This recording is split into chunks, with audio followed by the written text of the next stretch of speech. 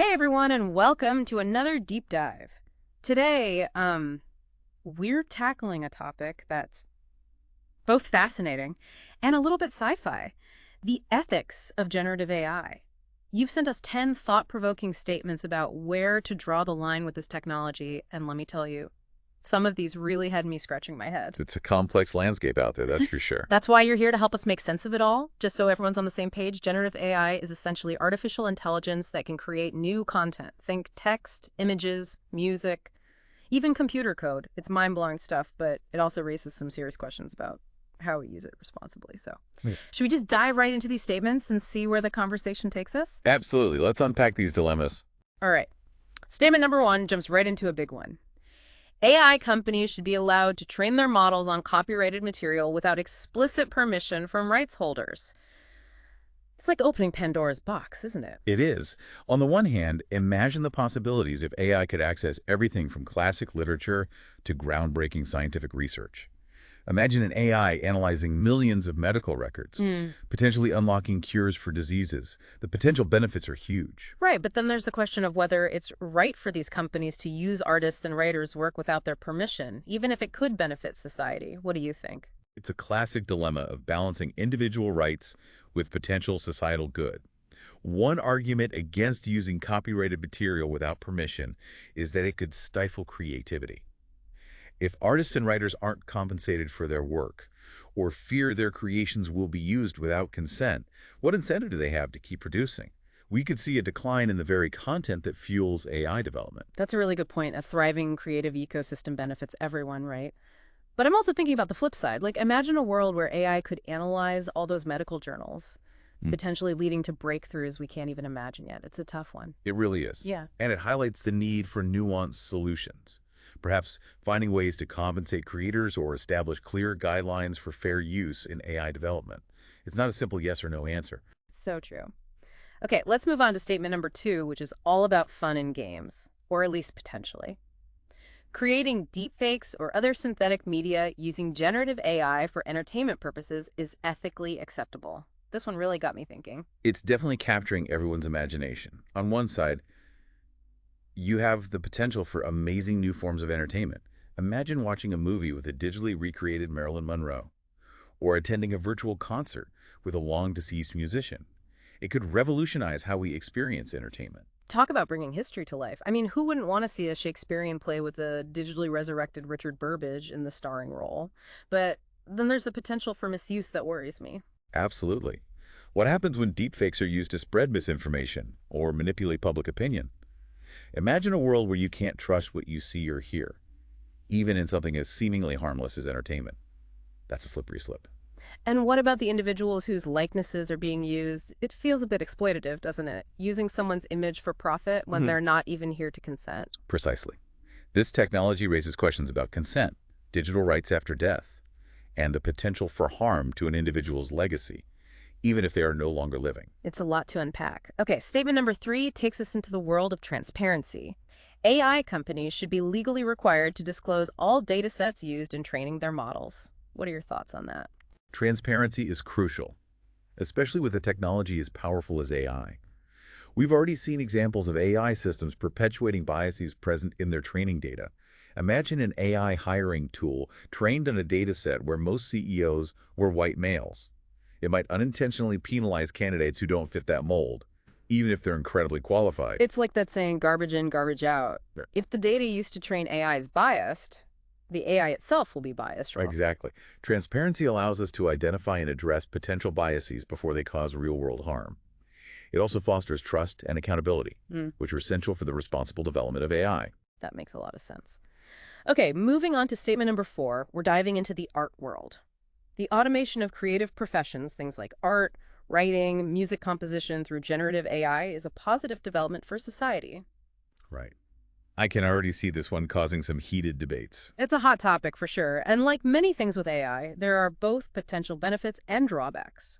One of the most exciting prospects is the potential to democratize creativity. Imagine a world where anyone, regardless of their training or background, could use AI tools to write a symphony, design a building, or create a stunning piece of visual art. It's like giving everyone a paintbrush and a blank canvas.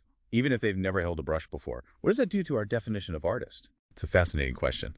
Could AI lower the barrier to entry for creative fields and lead to an explosion of new ideas and forms of expression? Absolutely. However, we also need to consider the potential impact on professional artists and creators. Right. If anyone can generate a catchy jingle or a beautiful painting with a few clicks, what happens to the musicians, composers, and artists who've spent years honing their craft? Could this technology devalue human creativity? It's a valid concern. We need to consider the economic implications for creative professionals and explore ways to support them as this technology continues to evolve.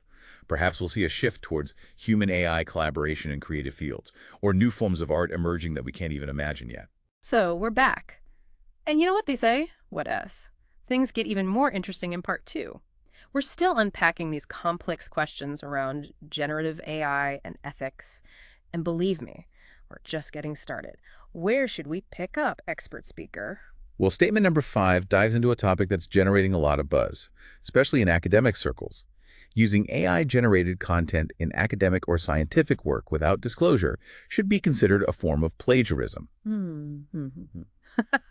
It really makes you think about the changing landscape of intellectual honesty, doesn't it? It really does. It's like, if you use an AI to write a paper or even just come up with ideas, shouldn't you be transparent about that? Otherwise, it feels like you're taking credit for something you didn't actually do.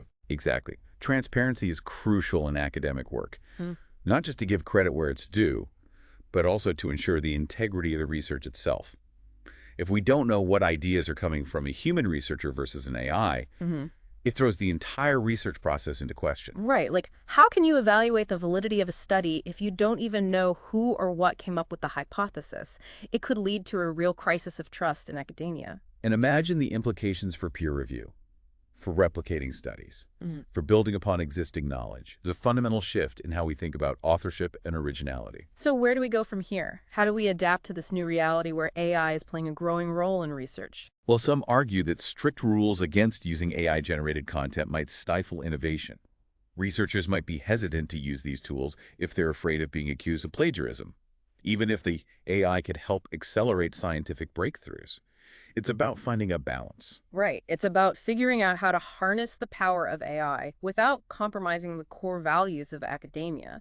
It's going to require some serious conversations and maybe some new guidelines to navigate this uncharted territory. Absolutely. And that leads us perfectly to statement number 6, which takes us from the classroom to the workplace. Employers should be permitted to use generative AI in hiring processes to evaluate job candidates. Okay, so imagine this. You're applying for your dream job. And instead of a human HR person, your resume is being analyzed by an algorithm. What's your gut reaction? I think it's natural to have mixed feelings. On the one hand, AI could make hiring more efficient.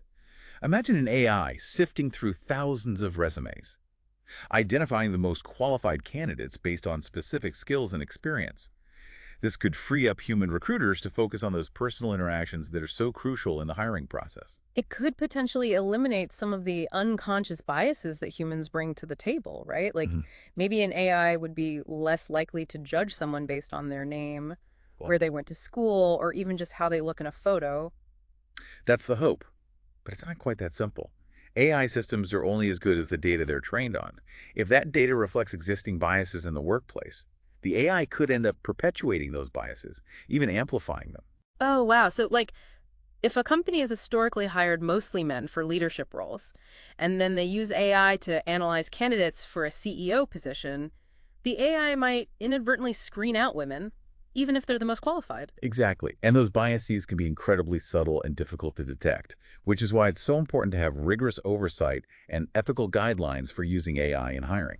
And what about the human element? I mean, a job interview is not just about checking boxes on a list of skills. It's about personality, communication style, cultural fit. Can an AI really assess those things? That's a crucial point. Over-reliance on AI in hiring could lead to a dehumanizing experience for candidates. And potentially miss out on those intangible qualities that make a candidate a good fit for a particular role or company culture. It's about finding that balance again, using AI as a tool to enhance the process, not replace human judgment entirely. Finding that balance seems to be the theme here, doesn't it? Okay, let's dive into statement number 7, which is a bit more philosophical. AI models should be programmed with specific ethical frameworks based on universally accepted moral principles. It sounds like a no-brainer, but is it really that simple? It's a lovely idea in theory, but incredibly complex in practice. Even the phrase universally accepted moral principles is tricky. What one culture or society considers ethical, another might find objectionable. Whose ethics are we coding into these AI systems? It's like trying to program a self-driving car to navigate a busy intersection during rush hour. Everyone has their own idea of the right way to do it. You can't please everyone. Precisely. And even if we could agree on a set of ethical principles, how do we translate those abstract concepts into lines of code that an AI can understand and act upon? It's a massive undertaking, and there's no guarantee that we'll get it right. So it's not just a technological challenge, it's a philosophical one too. It makes you realize that even defining ethics is a slippery slope. Exactly. And it raises even bigger questions about accountability. If an AI system makes a decision based on its programmed ethics, and that decision has negative consequences, who's responsible? The programmers, the company that developed the AI. It's uncharted territory. It's a lot to ponder, that's for sure. Speaking of pondering big questions, let's move on to statement number 8, which delves into some fascinating territory. It is ethically acceptable to use generative AI to recreate the likeness or voice of deceased individuals for commercial purposes? Yeah. Okay. Whoa! It's a topic that sparks both fascination and unease, doesn't it? Totally. I mean, imagine hearing a loved one's voice again after they're gone, or seeing a historical figure come to life on screen. It's incredible, but also a bit eerie. It blurs the lines between reality and simulation in a way that we're not quite equipped to process yet. Exactly. And it raises questions about consent. Can we really say someone consents to having their likeness used commercially when they're no longer alive to give their permission? It's a gray area. And it's further complicated by the potential for exploitation. Imagine a company using a deceased celebrity's image to sell a product they would have never endorsed in life. Or using someone's voice to say things they never actually said. It feels like a recipe for misinformation and manipulation, especially in an age where it's already hard to tell what's real and what's fake online. Those are valid concerns. And it highlights the need for careful consideration and clear guidelines around the use of this technology. Absolutely. Okay, let's move on to statement number 9, which takes us into the world of politics. It says, there should be legal restrictions on using generative AI to create political campaign content or advertisements. This feels like a Pandora's box waiting to be opened. It really does. Mm-hmm. Imagine a world where political campaigns are dominated by AI-generated content, where it becomes impossible to distinguish between a real candidate's speech and a hyper-realistic deepfake. It's like something out of a dystopian sci-fi movie. You wouldn't know who to trust or what to believe. That erosion of trust is a major concern. And it's not just limited to the political sphere. If we can't trust the authenticity of what we see and hear, it undermines the very fabric of our society. Right. It could lead to a complete breakdown of communication and shared understanding. So what do? Do we just ban this technology outright? Or is there a way to use it responsibly, even in something as sensitive as a political campaign? It's a tough question. On the one hand, there's a strong argument for protecting the integrity of our democratic processes and ensuring that voters have access to accurate information. On the other hand, there's the question of free speech and the right to use technology for political expression. It's about finding that balance again, isn't it? Between protecting our democracy and upholding individual rights. Precisely. And it's not a balance we can strike overnight. It'll require thoughtful debate, careful consideration of the potential consequences, and a willingness to adapt as the technology evolves. Okay. And with that, we've arrived at our final statement, which feels like a fitting culmination of all these complex themes.